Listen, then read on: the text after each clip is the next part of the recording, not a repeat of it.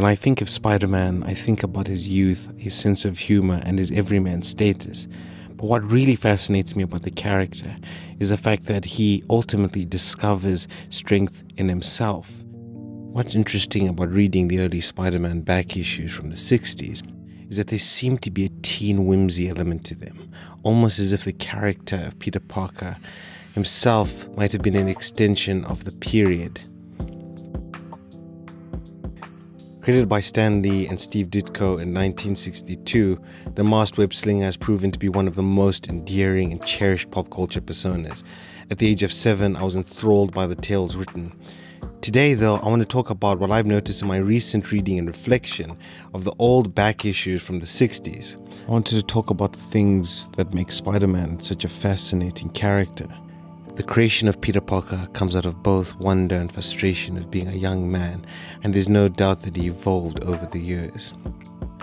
Though things have changed significantly since then, those challenges are reflected in many comics of the time, or any time period for that matter. But really, Lee himself said it best here.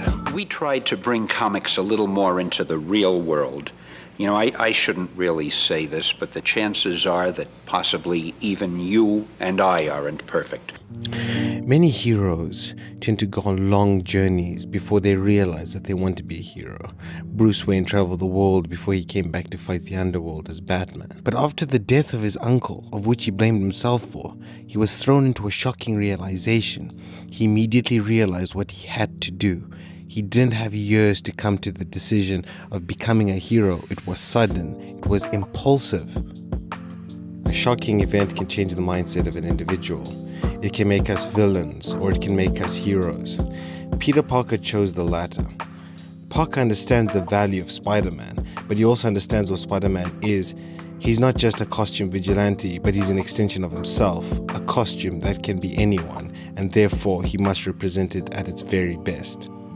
There's a reason why this look stuck into the minds of many. Thanks to the brilliant artwork of Steve Ditko, the early Spider-Man issues had an almost cryptic and mysterious look to the character. Things progressed in later issues. We see more definition and the character became more defined.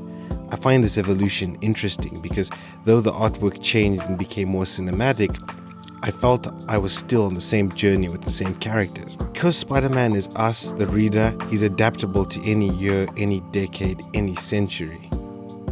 Beyond the abilities and the scientific genius, Peter Parker has the greatest of all abilities, willpower.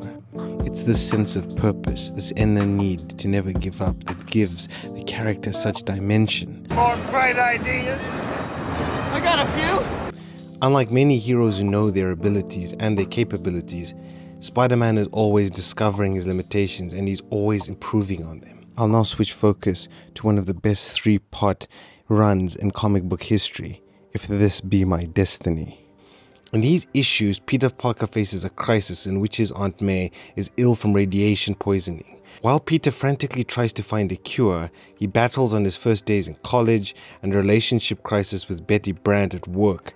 And above all, he must face Dr. Octopus, who has now gained more strength than ever.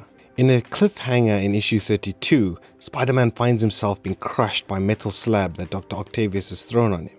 And this brings me to the genius of Stan Lee and Steve Ditko. In the first 5 pages of issue 33, we witness as Spider-Man finds the strength in himself. He does not know whether or not he can lift the weight alone, but through sheer determination and the need to save his aunt, who he loves, he is able to destroy the obstacle in front of him, or in this case, lift the one above him. What's also brilliant about these pages is how the panels are gradually getting wider as he gains more strength, leading to this full-page spread when he lifts the steel eventually. It's not only revealing the true hero underneath, but also showing us what comes out of agony. It is triumph.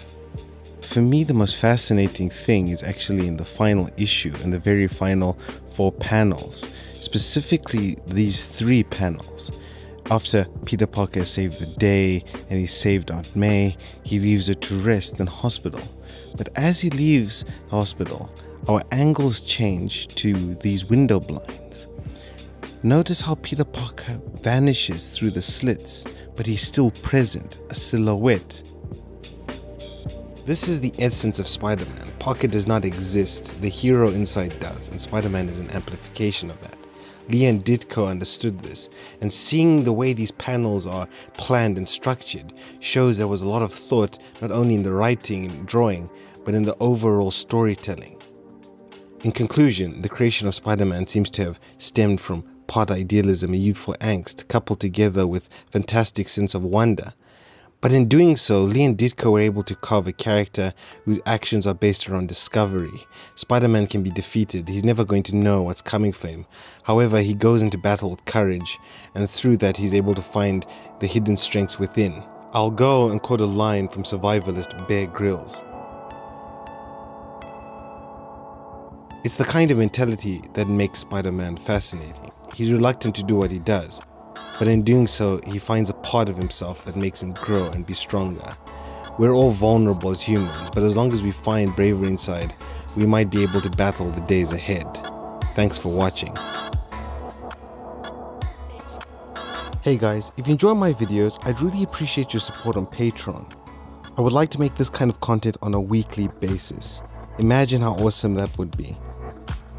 I've put a link below, and you can also follow me on social media.